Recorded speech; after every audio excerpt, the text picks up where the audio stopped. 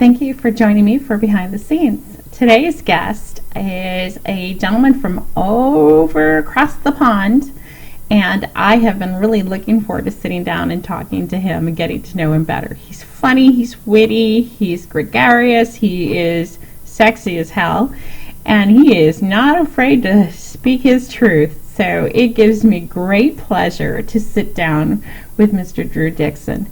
Welcome to the show, Drew.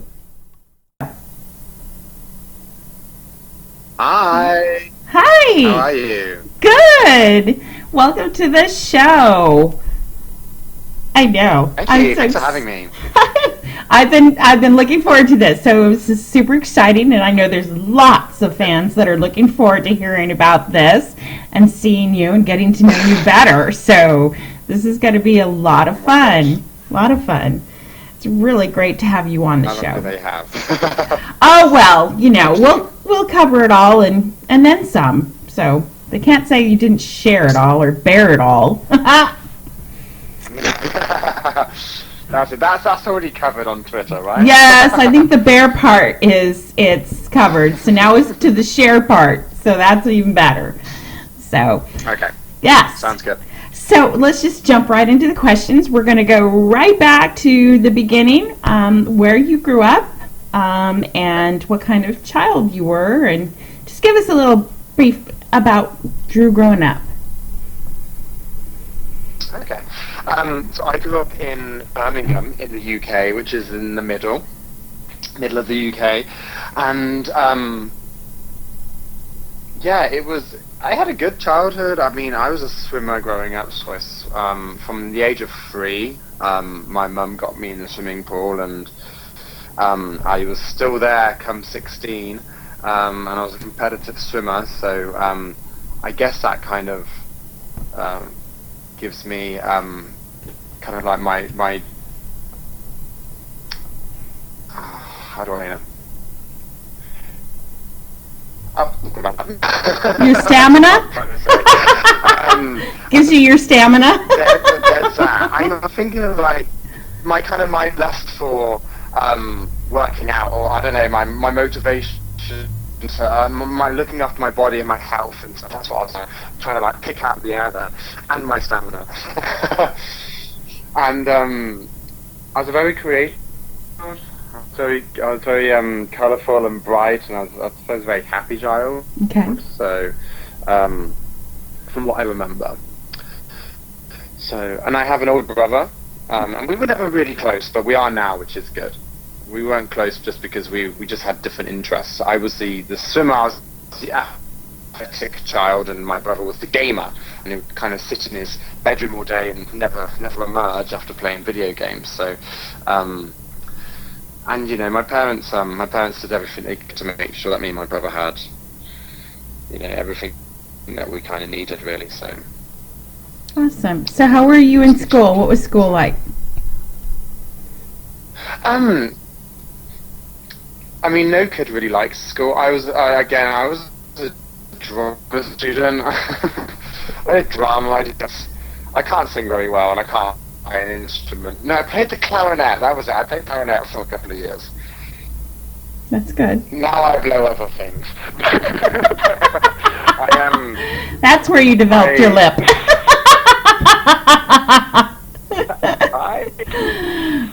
I was deep throating that clarinet. They're like, you're playing it wrong. You're meant to blow on it, not suck it. That's right. Right. I wanted to play the violin. My brother played the clarinet. They're like, no, you're playing the clarinet because it's cheaper. I got his hand-me-down clarinet.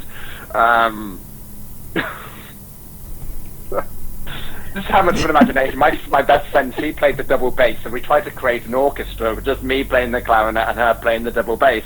And naturally, those two just don't really work by themselves.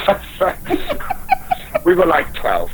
Well, no, we were younger than that. We were about 9. Anyway. I see. Well, you were coming into your own, so that makes sense. Exactly. So yeah, as a very child, I enjoyed English. I like doing a lot of creative writing. I still kind of do, because I've got a very vivid imagination. I wasn't a super a super sporty childhood. Kind of like they made you do like physical education, PE. They made you play football and rugby. I hated ball sports. Now I love ball sports, but now I hated ball sports. Of course. I hate but like my was like, hang on a second, teacher. Before you make me playing football and rugby, I'm swimming 8 times a week. I'm doing my fair share of physical education. Don't start making me. I was good at trampolining. We had trampolining class. I like trampolining. Again, I like bouncing on things. What can I say? All these innuendos are coming out of me this morning. It must have been the sex I've just had. I don't know. Oh my gosh, you are definitely on today. Why I was late to this interview. This is why I had to post on your Twitter thing about putting your clothes on because you had an interview. So, haha. Well, I've just done the walk of shame, so I've had to take off the clothes I was wearing last night. I often do the walk of shame, but I'm not ashamed of it. I know. Oh, a nice jumper, what can I say? So yeah, and I got to the age of 18 and I applied for university. So like, in high school, I'm not sure what it's like in the US or anywhere else in the world, but in the UK, they kind of like really just geared you up to go to university. That was kind of like really the only options I felt like they were giving us, especially when I was at high school anyway. It was like, you've got to do your subjects, you've got to get enough points to get into a university and go on and do that. And there was no option, well, there was not really many talks about doing apprenticeships or just go straight into work or option. And so naturally I applied for university like all of us did, and I got my placement in university. And then I got to like a week before, I'm like, I don't want to do this. I was going to go into primary school teaching, like elementary school teaching. I was going to be a teacher. And I chose to do that because it was the most creative job. But I could see you doing that. I could see you doing that very well. Because especially with young kids, you can develop characters, and there was art and English and math, and you get to cover everything. But of course, at the same time, I hate children, so that would have been the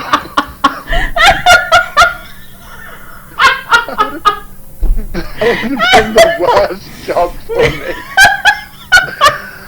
I don't. Oh my gosh! I'm so sorry.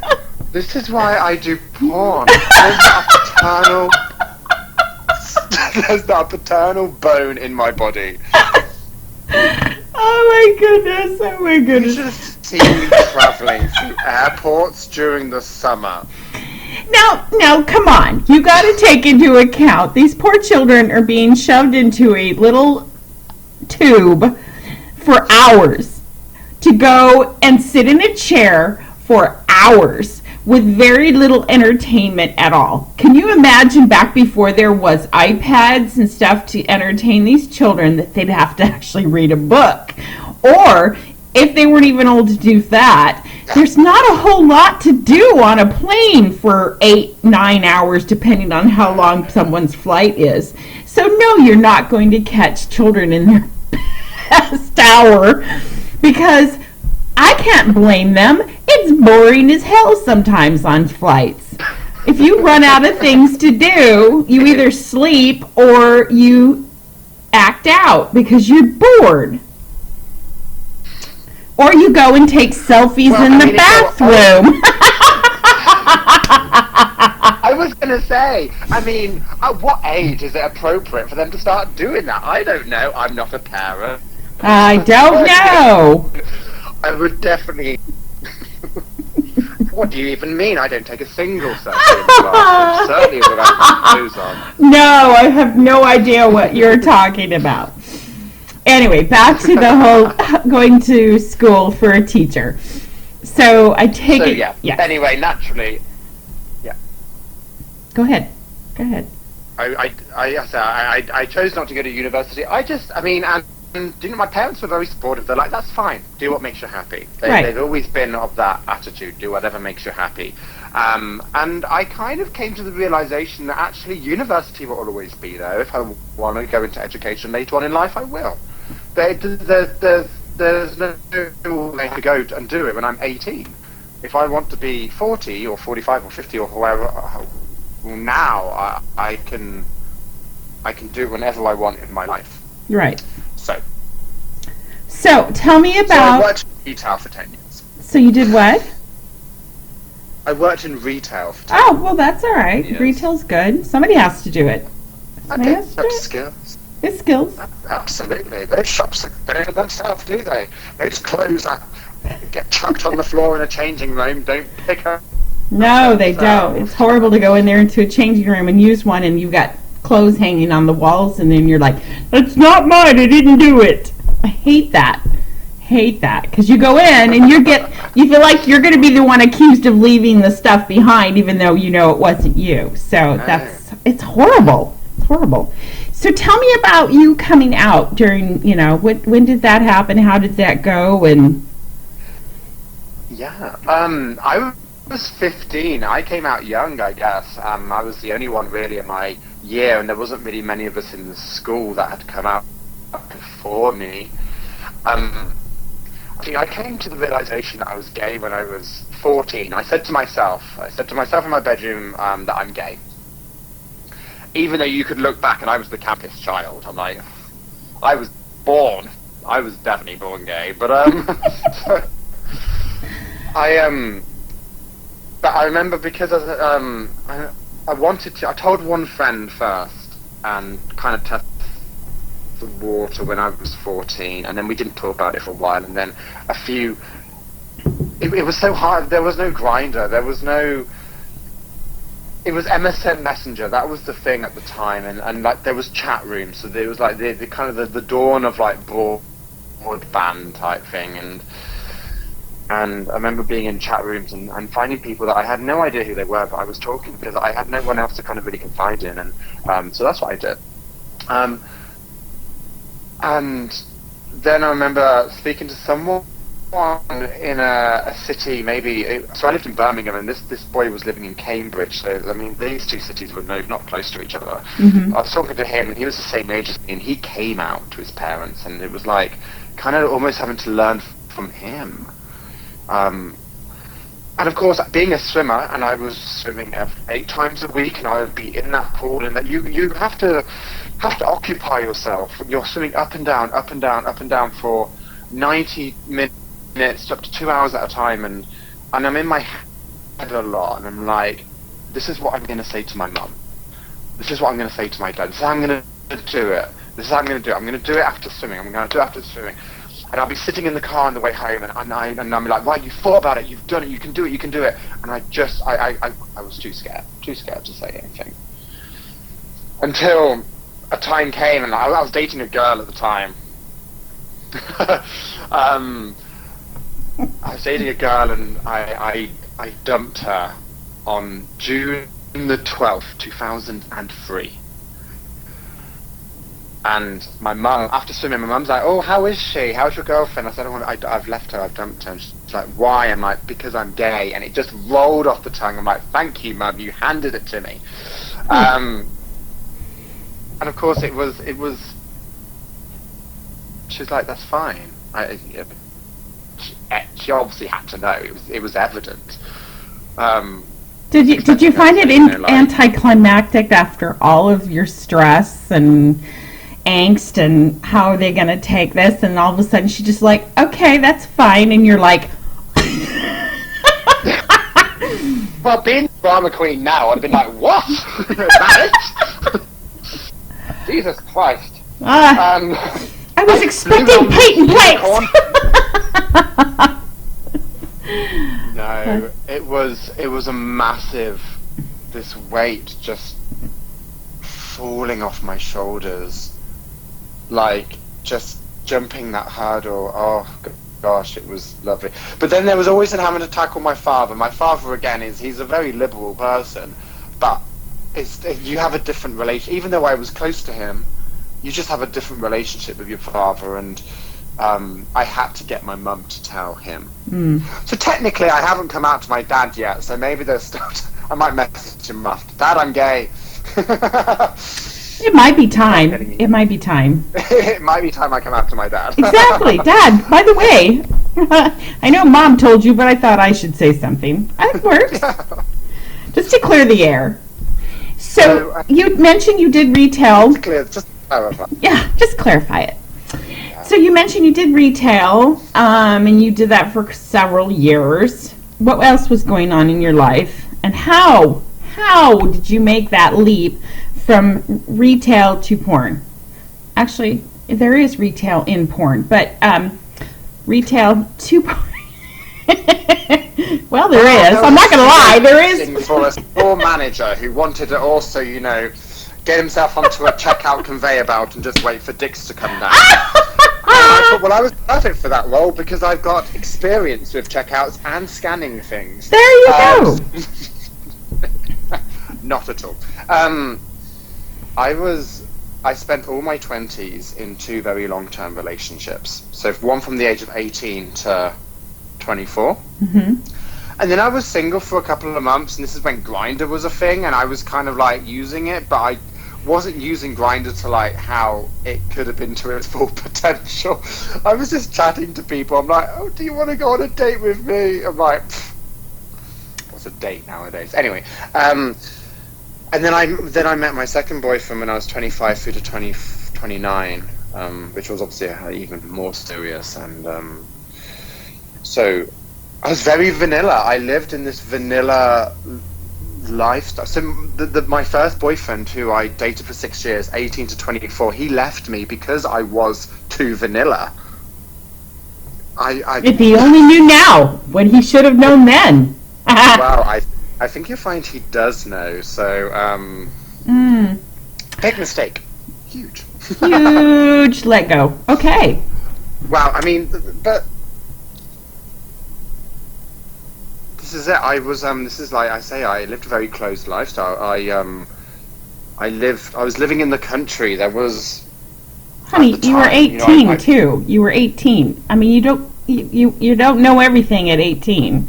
So, you know, that's how you discover yourself, is through trial and error. So I think maybe if I'd perhaps if I'd gone to university and I lived by myself and I discovered the gay scene that way, maybe it would have been different. But like this boyfriend of mine, we went out, but we didn't go out loads. We didn't party. Certainly didn't do drugs or anything. But he left you because he thought you were too straight-laced? Yeah, I mean, I guess the sex between us just became a little routine. It became very routine. It was a bit stagnant. Do you know what I mean? I think he wanted to try something different. I think he wanted to be with someone different, which, you know, I mean, he left me for someone else. And I don't really ever recall being that upset. It was, yeah, I was upset. Of course, you would be after 6 years, but at the same time, I kind of recall like almost thanking him. I because, you know, he said that we were stuck in a rut, and we went on a lot of holidays. We took a lot of trips, and he's like, we're just using these holidays to kind of mask our relationship at home because we're happy on holiday, but we're not happy when we're back home. So if, you know, in the end, I kind of like thanked him. I'm like, well, thank you, because you did something braver than I could do. Right. As opposed to cry into a pillow. So it was into the second relationship. So I got myself onto Instagram back in the start of 2016. And I started using that, and you know, I was just posting photos of myself, and I never realized, actually, you know, I thought it was just like a Facebook, you just have people that you know, work colleagues, family, friends, people, but Instagram was different. People all over the world start like following you, and it's like liking photos and commenting, and then of course my photos got a little bit less just selfies and a little bit more risque. I was showing a bit more body, and you get a few more comments, and it felt good. And then I started discovering, I think I found someone wearing like rubber gear. And then I watched a lot of porn, but it was all a lot of the porn I was watching was, again, it would be just couples, it may be threesomes, it wouldn't be anything super adventurous. It was hot, but it wouldn't be super adventurous. And then I started Googling or like searching for different types of porn. And then that's when I found fisting. That's when I found water sports and BDSM and leather and rubber and this is when I found Folsom Street Fair in San Francisco. I found, this was all happening at the time, and all these, and at the same time, whilst this was all going on in my head, and I was watching all these new things, and I was getting excited by all these new things, I wanted to try it, and of course, I was then posting more stuff on social media that was, again, more risque, and it was just building and building and building, and I had to give it a go. And of course I was discovering all of this kind of without my partner at the time knowing, or without really any of his consent, because we were a monogamous couple. Mm-hmm. And of course the time came and I had to I felt like I had to basically come out to him. It was coming out to him all over again. And that was just as hard. I was then taking these commutes to work where I was in my head thinking how I was going to explain it to him. I'm not a confrontational person, so I'm very good at articulating words in a message, mm-hmm. and being very diplomatic. And if I'm talking to someone, I would take long pauses and I would choose my words very carefully. But because I don't want to say something where if someone gets angry or someone starts arguing, I don't know how to tackle that because I'm not a confrontational person. So I found that really difficult, how to kind of come out to him and say, this is what I'm interested in and this is what I'd like to give a go, and I'd like to kind of like, again, ironically, I was the one then that wasn't vanilla anymore. And we were in a vanilla relationship. The sex was good, but I wanted just to try new things, and I certainly wanted to try porn. The exhibitionist in me at this point was on full brink, and he wanted to do porn. And of course, just over 2 years ago to the day, on the 8th of September 2017, I walked out on that relationship because I had to try it. That's understandable. I did. So it was either going to work or it didn't, and I'd like to say, for me, it's worked. I think it has. I mean, that's just my opinion, but I think you are creating a career, a very professional, I think it's a very successful career. And I think you're taking everybody by storm. It's good. It's good. I've been cheering you on since the day I found you. So yeah, I'm super excited and you're 2 years into it, and you're already where you are. So you are definitely on the right path. And that's just my opinion. Not that it's any kind of professional, but it's mine. So there it is. Thank you. You're welcome. Yeah, and I at the end of the I am grateful for the opportunities I've had. I've set my standards as high as they can go. The studios I want to work for, the people that I want to work with, the image I want to portray, the brand I want to create, I've set it as high as it can go. And every time I reach a goal, I just move the goalpost. I'm like, great, check, done. I'm really happy with that. I got a booking with that studio. That's exactly what I want to do. I'm not gonna stop here. I'm now just gonna celebrate and go to the next. Good. The next big thing. Good. So, how did you come up with your porn name? So I was working in an office at the time, and there was a really, really hot guy whose surname was Drew, and another really, really hot guy whose surname was Dixon. Mm. So I just imagined they had a baby, and I was creative. That's awesome. I just imagine them going at it like fucking wolves, and I was concocted. But yeah, they were. I don't think they. The place where I was working found out what I was doing, so it couldn't have been that much of a surprise that Drew Dixon were two names that were quite popular within the office. So maybe they probably figured that out themselves, and I'd love to know what their reaction was if I was to sit down and tell them that's where I thought it. But I thought it was pretty creative. I think it's awesome. You can find two of your people that you thought were attractive, and you put them into one. I think it's awesome. Yeah. I think it's awesome. So you said people in the office found out what you were doing. How about your friends and family? Do they know about your career? They do. I mean, to be fair, most of my friends now are within the industry. I've just got one or two back in the UK that are Diehards? that know me beforehand type Yeah. thing. And they think it's great. They're like, I wish I could do it, you know? As for my family, again, they it's like coming out to them all over again. They found out, somebody tipped them off, and they found out, and then they kind of sat me down, and I think their main concern was that I was okay, that I wasn't doing this as a cry for help. Got it. I guess being uneducated, thinking it was like they thought I was doing this as like a last resort type thing because I needed money, or there was kind of underlying issues. And it's kind of really hard to explain why. And again, it's this mentality. It's about the kinks and the fetishes, the exhibitionist type thing, about these kind of like ideas that's why I wanted to do it. And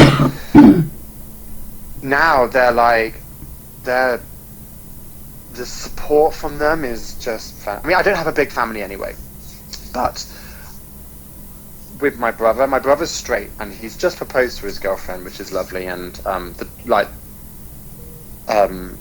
two of them, whenever I'm back and I stay with him, we'll sit down, and it's funny because we can almost like it sounds strange having conversations about sex with your brother, but I've kind of discovered just a little bit how kinky my brother and my soon-to-be sister-in-law are. I'm like, that's good though. It's good. And I'm having similar conversations with my cousin as well. And like, it's almost as though they're coming to me for like expert opinions. I didn't go into all the gory details, but they're coming to me as a safe space to be able to openly talk about sex, because I don't feel like, especially in the UK, I think sometimes people are afraid to talk about sex. We're not really known to be a super extroverted kind of like and talking about these kind of things. But so it's weird. It's nice to kind of have that space.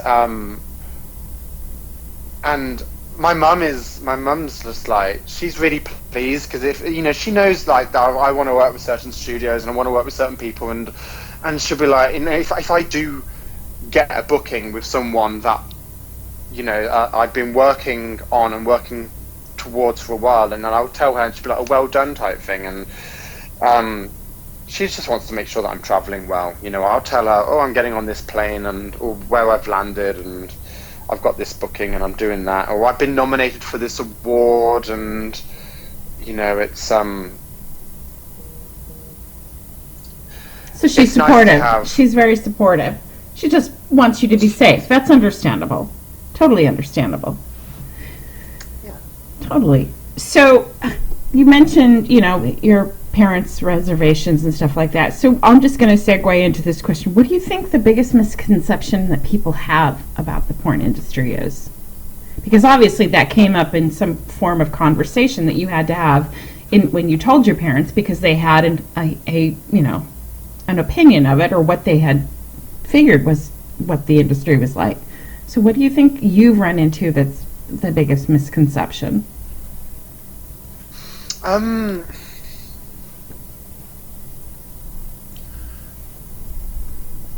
The biggest misconception?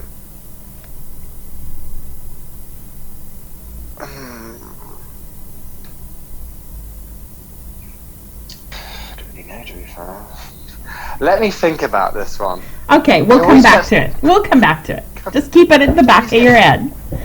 Yes. So tell me about your first day on set then. Tell me about your first scene and how that went, and did it meet? It was so much fun. I was so ready for it. There wasn't any nervousness because they're like, get your clothes off. And it was really the first time someone said to me, get your clothes off, and there's people standing around and there's other people, and you just have to do it. There was no hesitation. I just whipped it all off, and it was just a liberating feeling. I worked with a French boy called Xavier Sibley, and for a UK studio called Blake Mason. And I just remember chatting a lot. I remember I kind of like, maybe that was where the nervousness was coming in, because I do chat a lot when I'm nervous. And I was just chatting away, and we would be like, in between takes and scenes, and of course we got to the cum shots, and now I realize on set when we get to when it's time for cum shots, you just gotta zip it. Like, let everybody relax and get into their own headspace, and you do not want someone just chatting away about last night's soap operas, do you know what I mean? So, but I remember I was, again, very cautious. I'm like, is this okay? Are you happy with this? Is this right? Am I making enough noise? Am I not making enough noise? You know, and taking direction. But it was great. And when I went up and did that particular scene, I actually had a scene booked for the second day as well. So I had 2 scenes over 2 days. So going in, it's amazing just how much you learn on that first day, because second day you've got to put a lot of it then into practice, you know. So well, I'm still learning.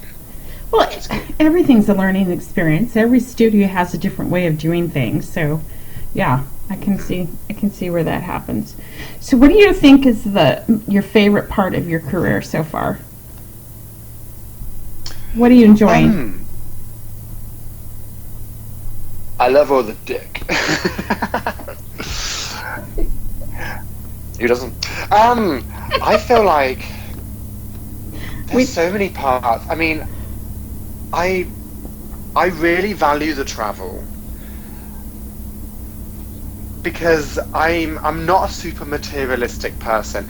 And actually, it's funny, I've come to the realization only in the last week or two, because I'm always learning new things about myself. This is another thing about this career, like the self-discovery is crazy. I'm learning new things about myself all the time. And my most recent kind of revelation is, if it's not in my suitcase, I don't need it. I travel around with a large suitcase, a small carry-on, and a personal item. They call on planes a personal item, which I stuff with as much stuff as possible to try and like avert those baggage charges. But I've come to the realization that if it's not in my suitcase, then I don't need it.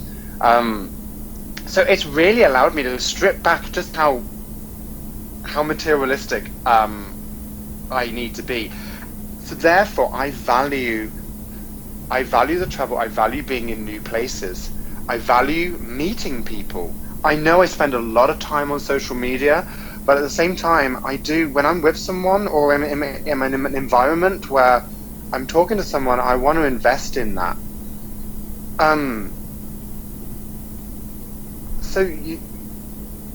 That's one of the best bits. Another great thing is having this creativity. I've already said that I'm a creative person. I've got a very vivid imagination. I'm a very creative person, and I find creativity in all sorts of things. So when I was working in an office, the most creative thing I could do was put post-it notes on my computer screen in like a rainbow formation. But now I can... Right, it was bleak. Now I'm on set and I'm creating something, and I'm creating a product that I'm proud of. And especially when I then see it come out on, like, I see a preview, I see the photos, and I'm like, because I feel like there's this, I'm putting input in now, like, especially with, because, you know, I know what I'm doing.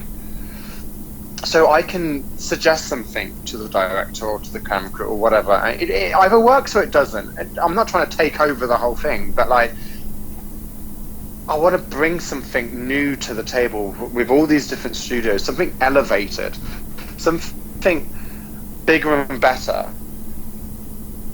you know, each time. So I feel like there's this creativity that I just love. And this year also I've been given some scripted roles, which I didn't have last year. This year I have, and they don't come all the time, but when they do, it's so great to be able to get into a character. Mm-hmm. And I just the little bits of B-roll. It doesn't have to be much, but I like watching that stuff back because, you know, it's. I guess that was my childhood. Like I say, I was a drama student. That's what I studied, and that's what I love doing. And to be able to get to this age now and start doing it in, you know, it's. I get it. There's so many things. I get it. Yeah. Could you see yourself writing scripts someday?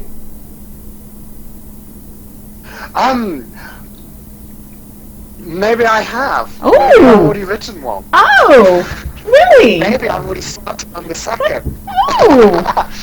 Yeah. Well, obviously I have a lot of time to myself when I'm traveling, especially if you're on a plane or something, and like you're cut off from the world. It is just you and the other 200 people on that plane that you probably don't really want to talk to, and the cabin crew, and you need to talk to them because you need those pretzels and a free can of Coke. So, I'll put on some music. I have a playlist on my Spotify, and I'm finding all this music that's just getting all this kind of creativity, and like, and I'll be there on my notes on my phone, and I will start typing away what I'm feeling and what I'm doing. So yeah, I have actually I've gone as far as writing a whole trilogy, because I don't do things by half measures. I like to, you know. No, I don't get that on your personality at all. No. If I'm going to go in, I'm going to go big or go home. Exactly. If it's not even 10 inches, I'm not even considering it. Exactly. Size queen. I'm not a size queen. I'm not. I know you're not. I love teasing you about Just it. Just to feel good. That's right. So yeah, I would love to. I'm a little bit protective of it right now because I guess a little bit. I'm afraid that someone will laugh at it. But at the same time, I would love for it to come to fruition. Or someone to look at it and go, do you know what, actually, it needs some tweaking, it needs some modifications, we need to take this out, we need to put that in. But I would love to see something like that come to get made. Well, if you need a second opinion, I would be happy to look it over. Right. Because trust me, I get this feeling very well. When I launched the site 2 days ago, that was one of the hardest things I've ever had to do because I was so proud of it and so nervous, and I was just worried, are people going to like it? Are people going to accept it? Are people going to... Trust me, I totally get that. Do I want to... Hitting that publish button was probably one of the hardest things I've ever done. But you've done it. I did. So exactly. This is words of wisdom to you. Don't wait too long because you will talk yourself out of it. And we are our own worst critics. And there may be there might be people that don't like it, honey. There might be, but that's on them. And because there will be this other group that will. So you can't please everybody. No, that's true. So okay. Just saying. Alright. But I would love to read it. Trust me. I would love to read it. Yes, I read it back. I'm happy with it. It's almost as though it's more of a graphic novel. It's obviously been there's like director's notes in there, and there's a script, but there's a lot of descriptive. There's a lot of descriptive kind of like scene descriptions, and I've even done it to certain pieces of music. So I put suggested pieces of music Oh, that wow. you can find on Spotify Yes. to listen to. So the idea is that you listen to those songs while reading that particular scene to really just let you fall into. Oh, it's so exciting! I'm telling you, I so want to read this now. Okay. Woo-hoo! Okay. Okay. So, on to some just random question. So, is the glass half full or half empty? Oh god, it's just so half full. I'm definitely a glass half full guy. Okay. I say that to myself. I say it to others. So, what is the most interesting skill that you have that most people may not know?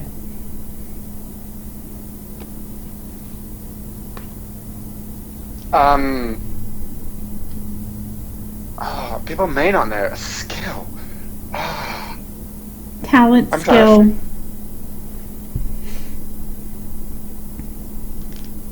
I don't think I have. Obviously, there's the things I can do that, like, sexually, that people think are skillful, but I'm trying to think of things that maybe aren't sexually based. I can't play an instrument. You just said I you can't- took 2 years of. What did you take in grade school? You did take music. Clarinet. Well, that's an instrument. I played it for like 2 years when I was like 9 to 11. Well, probably not something you could just pick up and start playing again. You'd probably have to redo, but that's still a talent. You learned it. Do you cook? I'm the worst cook. I tried making an omelette and it went tits up. I followed the recipe. I think we talked about this before. I was supposed to teach you how to make an omelet. I had every intention to make this really nice spinach and cheese omelette, and I forgot. It took me 5 days to make it. Like, I waited 5 days before I decided to make this omelette, and the spinach was all wilted and it gone soggy, and I didn't want to eat it.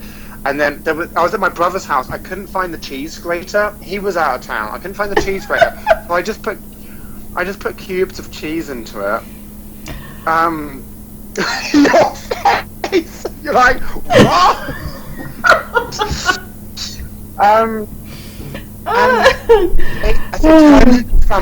It turned into scrambled egg with cubes of cheese.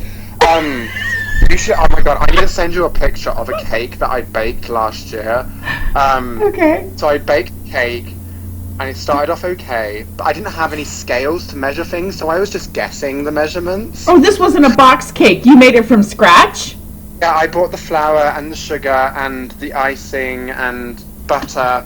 So So when it came to making the buttercream, the icing sugar and the butter, I was meant to sieve the icing sugar first to make it really fine, but I forgot to do that. So I put the icing sugar and the butter together, and it all clumped. So then I tried putting it then through the sieve when the butter was already in it, and I was using a spoon to like push it through the holes of the sieve, which obviously didn't work. I want video of this stuff. You need to make videos of this stuff. Okay, I put some of it on Instagram, so I think I've got some of the videos on my camera roll.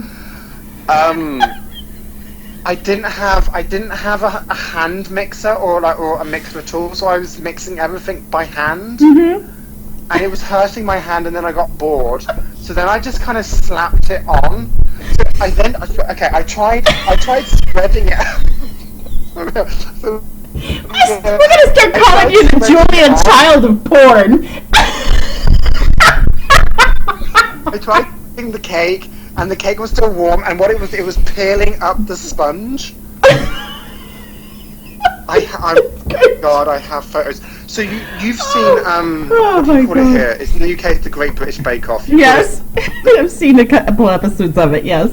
So, like all reality TV shows, they obviously have the TV show and they have a spin-off show as well, which is like just like an extra, like it was called Great British Bake Off Extra Slice, like where they do like a recap of the episode. Okay. And on the show, you could send in pictures of like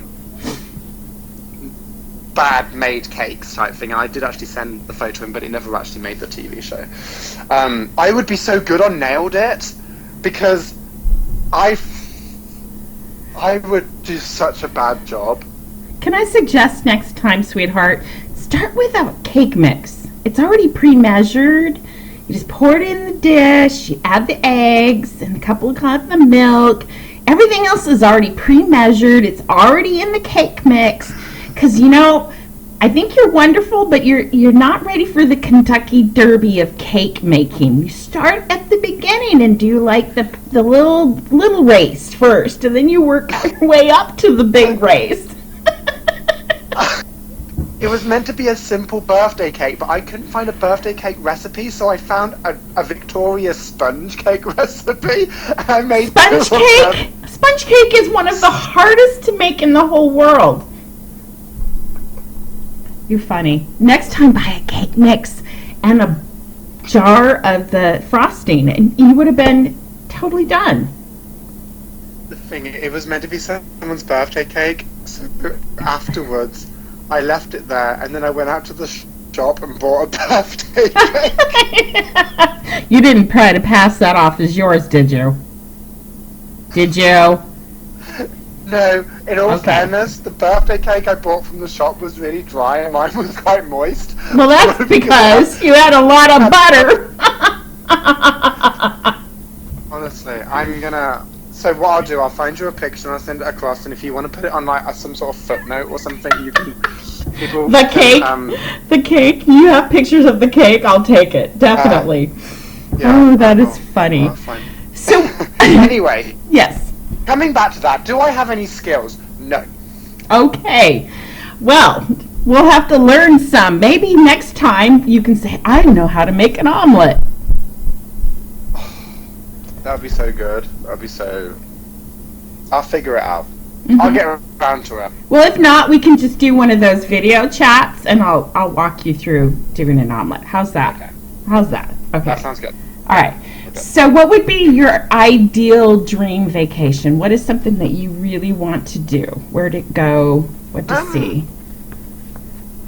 I mean, if we're talking about just absolute pure relaxation, even though I struggle to switch off, I would love to go to Bora Bora. So, that is something. However, on my bucket list, I do want to go to Tokyo. Mhm. I want to see the Northern Lights in Iceland, and I want to go to Rio de Janeiro for the carnival. So, those are bucket list destinations where I feel like I would be going purposely for myself and to just switch off from the world and leave Drew at home, even though he likes to come with me. So, Well, it's hard to leave half part of yes. your personality, you know, so. it really is. So, Yeah, it is. yeah, I'd definitely pick those places. Yeah. So if you And had... Seattle! Well, yes, somebody needs to come to Seattle because it is actually I- a pretty city to visit. We could go do this whole Titanic thing out on the ferry in the water and go stand in the front and do the whole Titanic scene. Yes. It's so much fun to do that. Yeah, it is. So if you could personally witness an event in history, something that you've always wanted to be part of, what would that have been? Personally witness an event in history. Something historical.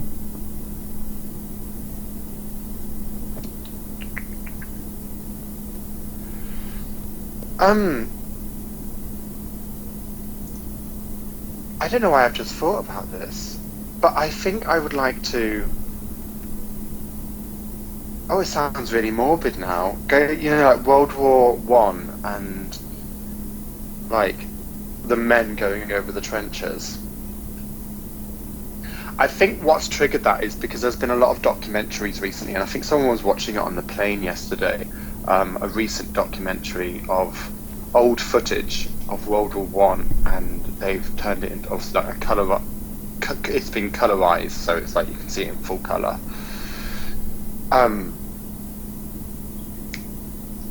Just to kind of get a grasp of just how brave those people were. And what they've done for generations to follow that they never knew they did. So yeah, I feel like just in that, like, and taking some of that courage, bottling just a little bit of that courage, and being able to keep it for myself. I think there's a lot to be said for those people that we might have lost a little bit. Is the pride for humanity, if that makes sense. It's not just world pride. It's the world. It's pride for humanity. It's, you know, putting humanity up where, you know, not this personal part. It's a group, collective of, you know, standing up for what's right. You know, that makes sense. Totally makes sense. So, what's your favorite curse word? Fuck. I had a feeling that was coming. I say it so much, and I watch my porn back, and I'm like, fuck me, for fuck's sake. I've just said it twice in two different contexts. I'm going to have to sit down with one of your scenes and count how many times you say it. Ooh, that's something to do. You should do. I should. I'll take a poll with people and see how many people can count how many.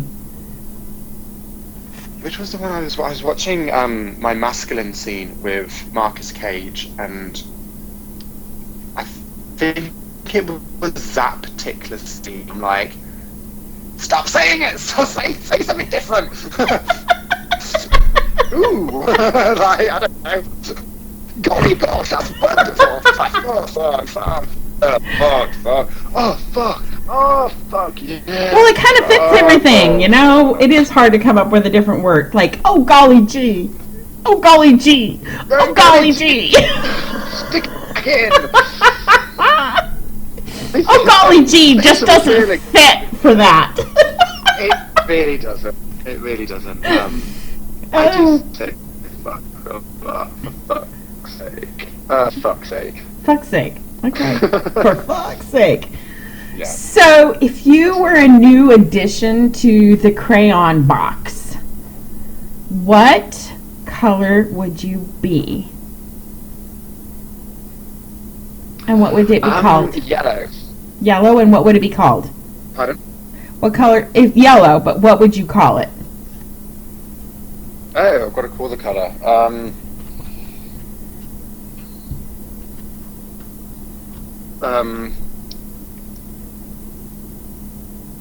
I'll call it red just to fuck with people's minds. The red thing.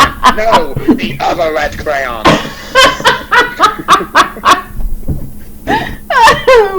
I actually can see you doing that. I would call it happy. Call it it's a happy colour. Happy. That's a great one. That is good. Yellow's my favourite colour anyway.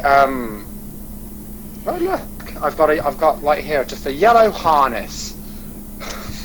Well, now every fan that you have is going to know your favorite color is yellow, so everything you get from now on is going to be yellow. I mean, I'd like to think I already know. I do wear a lot of yellow, but it's such a it reminds me of the sunshine, and therefore I'm a sunflower. It makes me feel happy. It makes me feel healthy. So yeah. So what's your favorite kind of food? What is your favorite food? Mexican. Mexican? Fajitas, burritos, enchiladas, tortillas, quesadillas. Everything. That's the extent of my Spanish language. Queso, por favor. Buenas noches, por favor. No, I'm just saying random. I know you are. It's all right. It works. But nachos, they are my weakness. Nachos. Loaded, right? It's loaded nachos, because I like to be loaded. With fresh comment. Yes. Guac. But yeah. Cream. Salsa. Yes. Yeah. Salsa. All of it. Just shove it on. Yeah. Okay. If I'm bottoming tomorrow, hold the jalapenos. But apart from that, That's one way to clean yourself out before a scene. Have lots of beans. Au natural. That's right. Do it the old-fashioned way. So, what makes you smile? I smile when I celebrate my own success a lot, not like in a bragging way. I won't always like tell people about something that I feel like I've accomplished, but that's definitely something that makes me smile, but more on a daily basis. I have a few select friends that I will message on a daily basis, and they always make me smile because we have similar sense of humour, and it's always nice getting a message from someone. I'll have friends in Canada, and I've got friends, obviously, one friend in the UK, and friends here in Vegas, and so wherever I am in the world, I can always reach out to them, and it's just the simplest things, and a meme or a GIF or something, and just sharing it with people that I'm really close with, and yeah, that makes me really happy, Awesome. Laughter. Laughter the makes ability you. to laugh. Yes. So, what makes you sad? What upsets you? I've kind of come to the realization recently that I'm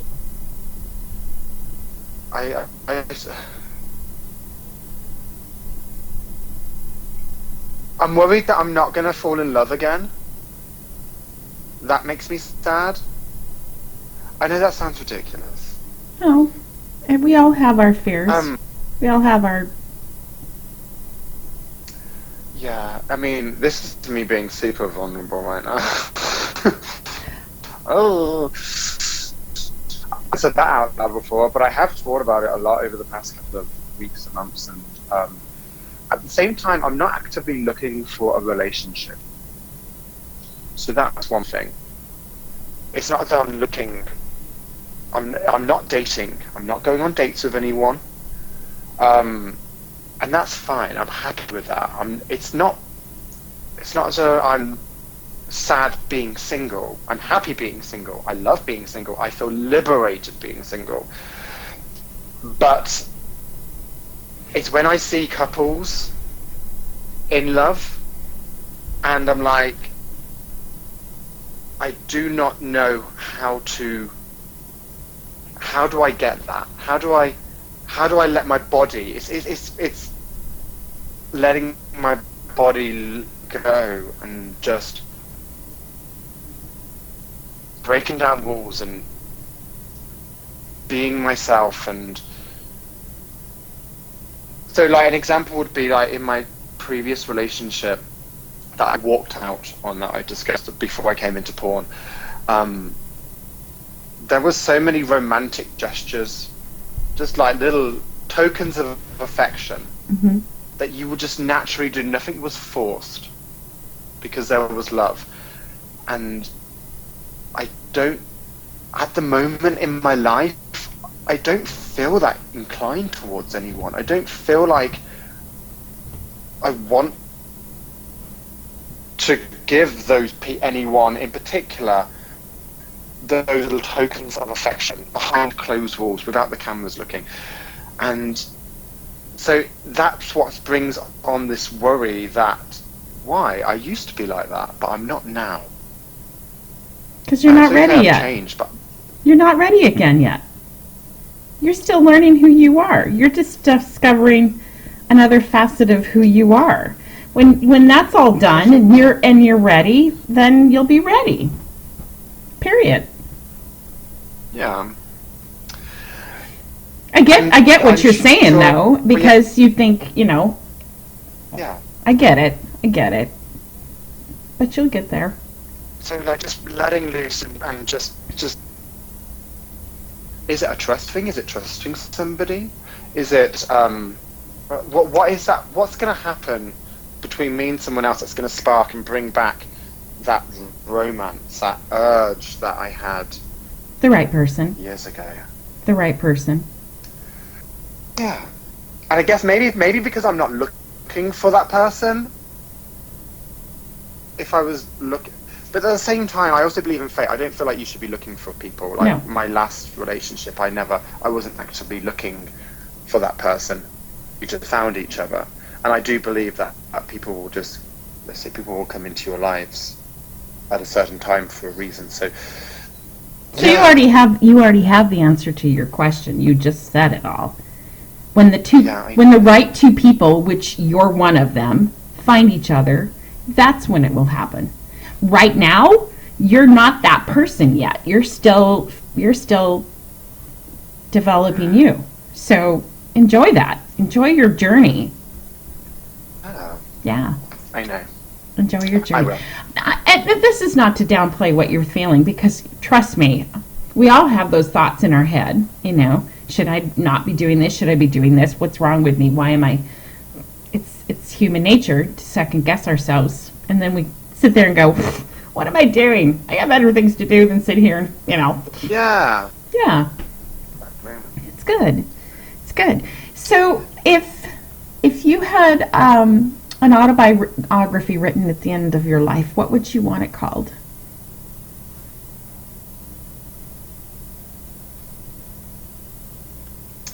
An autobiography. The Starbucks memoirs. That'll work. I just made that up.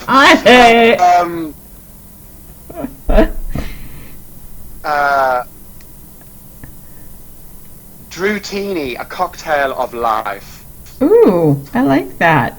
I do like that a lot. It's got coconut in it. Ooh, of course it does. Of course it does. So what do you want to be remembered for? I want to be remembered for my work. My happy-go-lucky character. I want to be remembered for my work ethic and be like, yeah, Drew was great to work with. He was easy to work with. We always got great work from him. I wanna be known for a catalogue of work that has won awards. Doesn't mean I'm going to get it, but if we are saying sky's the limit here, then that's what I want to be. Sky's the limit, honey. There are. Sky's the Exactly. limit. I mean, the thing is, the fact that there are guys out there that are or have been remembered because of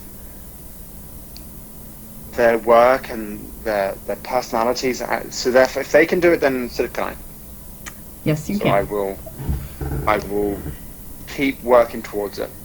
So Until I've we achieved it. tabled a question. But I'll keep going. We tabled a question, remember, about the misconception. We did. So, did you think of anything? What do you think people have the biggest misconception about porn and the porn industry? I think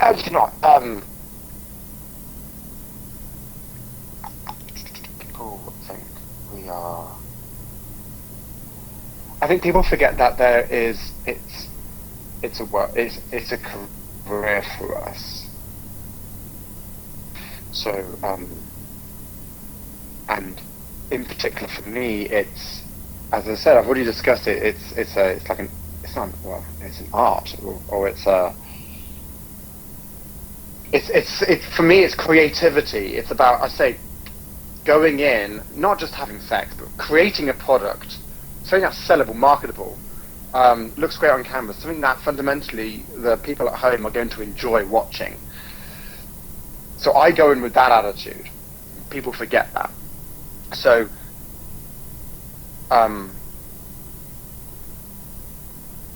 people, if there'll be stigma if someone won't enjoy it if it's a condom scene. Okay.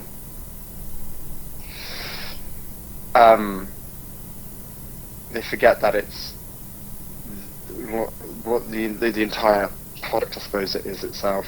If people also think that we're always horny all the time, I'm horny a lot of the time, but there's going to be times that I'm not horny because, I might be on a train. Or I might be, in the shop. So Yes. I don't always walk around with a full on. So there's that as well. Those are good answers. People forget that. People forget that they. You're human. I don't know. Yeah. I get it. I'll get a lot of messages on Twitter, because people are. You go to my Twitter, and I don't really actively voice my opinions, and I don't really talk social issues and stuff, because people come to my Twitter for porn. They wanna get themselves off. So I want to make sure that's what I'm giving them. You can scroll through my media, and there will be photos and pictures, and there will be. I do interact with as many people can, and I do bring my personality to the table. But when it comes to the media side, the pictures and stuff, that's what I want people to see. So of course they're horny, and they naturally respond to me in direct messages with dick pics and all sorts like that, and comments and things like that, and expecting, and of course it's fine. I've got no issue with that, because that's what they feel like in that moment. But they need to also accept the fact that if I don't respond back to you, it's because you're horny right now. I'm having dinner with my nieces. Exactly. It's like, you've got to remember, like, that you've sent that message to whatever time zone you're in, you've just woken up, you're just gone to bed, and you're horny because you've seen my work. That's great. My job's done. But, I may not respond because You're doing other things. I'm doing. Yeah. I do. So, that's a bit of a necessity. if you had something you wanted to tell your fans, what would it be? What would you like to say to your fans?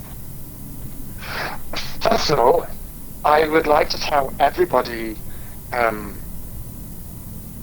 thank you for finding me on my new Twitter. So I've had, obviously, my new Twitter account now for almost 4 weeks. So yeah, I'm really grateful I'm so grateful. So, like, that first day when I set up my new account, and I had so many people reading and reaching out and commenting and getting, because I was just, all of a sudden I was lost to 100,000 people. I would just disappeared off the face of the earth. People that kind of check in with me, and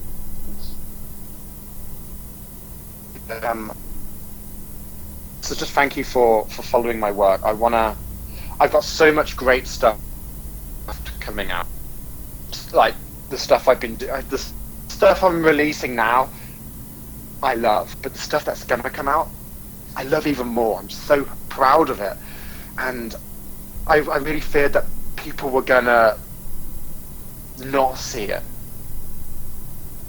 Of course they would do, somehow, but like...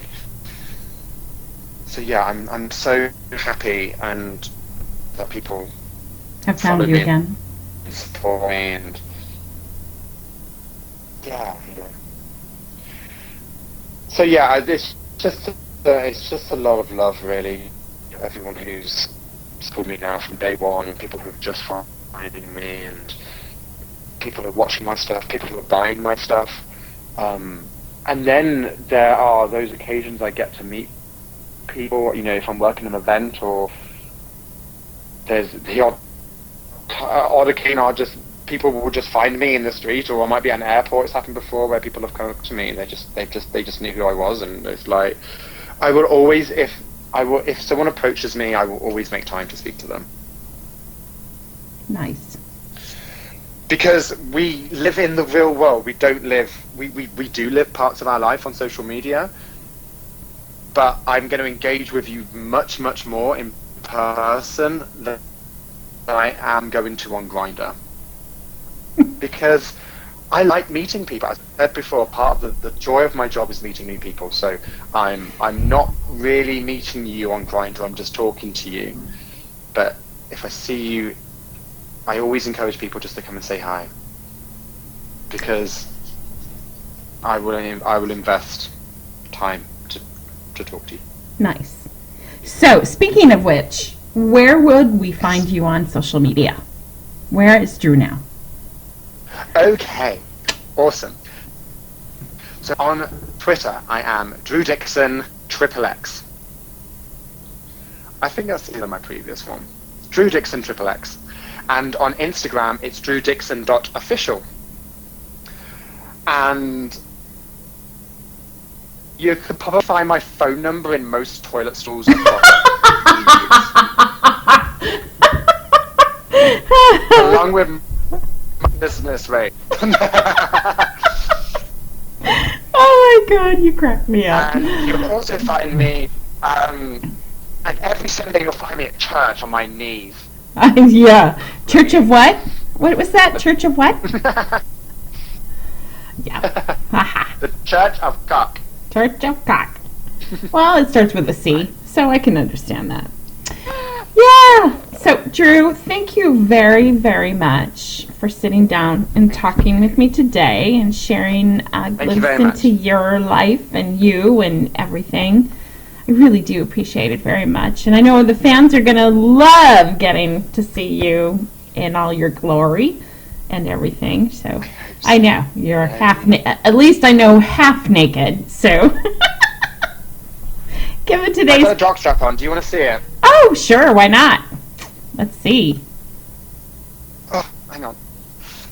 Ooh, Andrew. Oh, good Lord, have mercy. Look at you. Oh. All right, thank you very much. Bye. Bye, honey. Thanks again. Thank you. Thank you for joining me for another episode of Behind the Scenes. Remember, smile and laugh every day. Hug someone that you love, be it 2 or 4 legs. And remember, you are special. Thanks again for joining the show. I'll see you next time. Bye-bye.